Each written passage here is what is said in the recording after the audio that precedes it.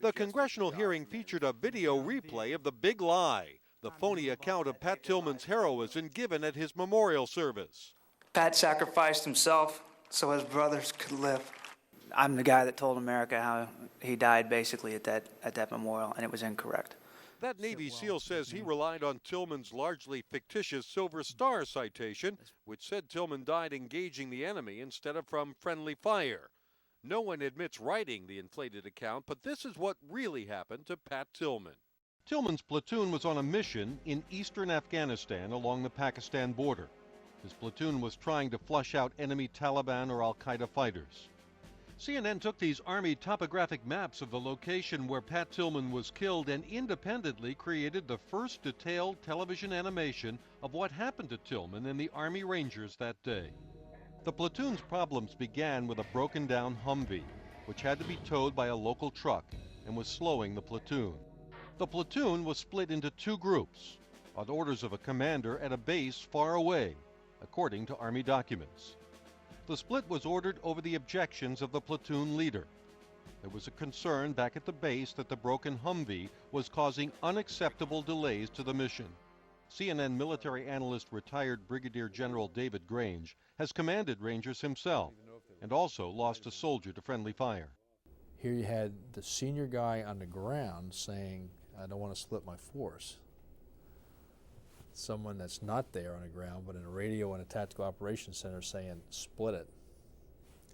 Do you take the word of the guy on the ground or not?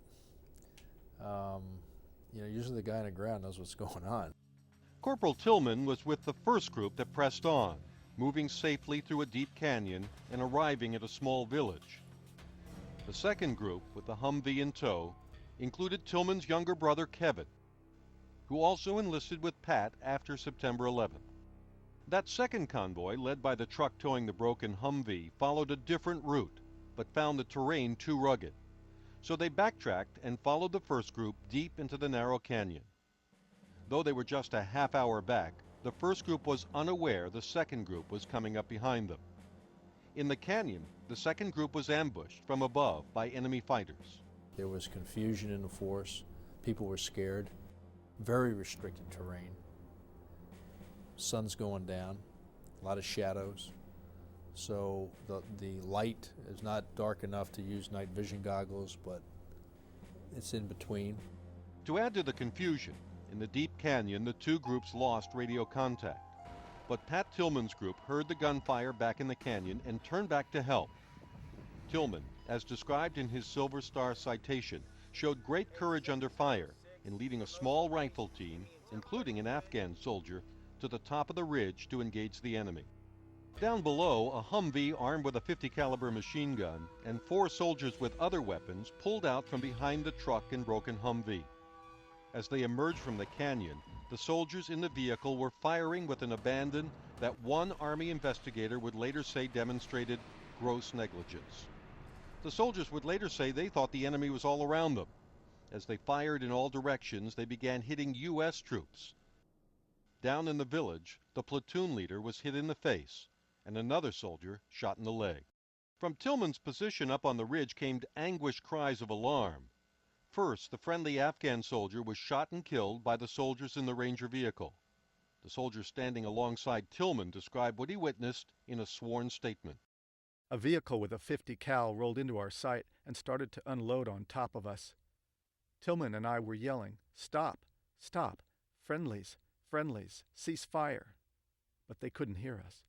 But now, testifying at the congressional hearing, that same Ranger who was with Tillman when he was killed says his first-hand account was changed and that he was ordered to keep quiet, not even to tell Tillman's brother Kevin, a fellow Ranger, the truth.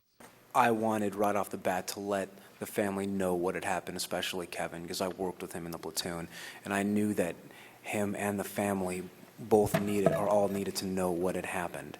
And I was quite appalled that when I was actually able to speak with Kevin, I was ordered not to tell him what happened, sir. You were ordered not to tell them? Roger that, sir. Kevin Tillman, who served with Pat in Afghanistan, believes the worst, that it was deliberate deception with a crass PR motive.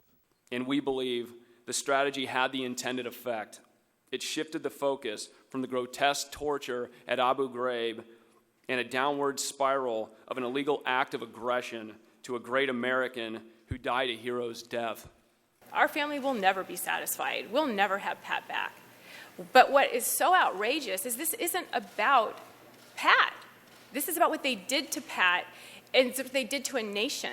What we have is a very clear of deliberate abuse, intentionally done. Why is it so hard to find out who did it? Why is it so hard to find out who's responsible and to hold them accountable? Mr. Gimbel?